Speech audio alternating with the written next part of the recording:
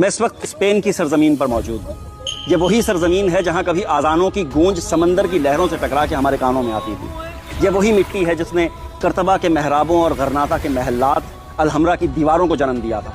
ये वही आसमान है मेरे सर के ऊपर जिसके नीचे इब्न रशद, इब्न हज़म और इब्न ज़हर जैसे दिमाग चमके थे, जिन्होंने यूरोप को इल्म की रोशनी दी थी। लेकिन आज यही स्पेन है मगर अज़ानों की आवाज़ें नहीं हैं। मस्जिदों की महराबें अजायब घरों में कैद हैं और वो इल्म जो कभी यहाँ से बहकर पूरी दुनिया को रोशन करता था ना, अब सिर्फ किताबों के पीले सफ़ों में सो रहा है।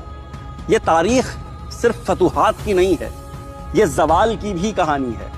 हमने स्पेन में इमारतें नहीं बनाई थी, हमने इंसाफ का निज़ाम कायम किया था, तालीम के इदारे कायम किए थे, इल्म की लाइब्रेरियाँ और फ़न का मयार छोड़ा था। लेकिन जब हमने अपनी असल को भुला दिया ना, जब हम फ़िरक़ों में बट गए, जब हमने इल्म की जगह साजिशों को और तकवे की जगह ऐशो इशरत को अपना लिया, तो स्पेन की इस मिट्टी ने हमें अलविदा कह दिया था।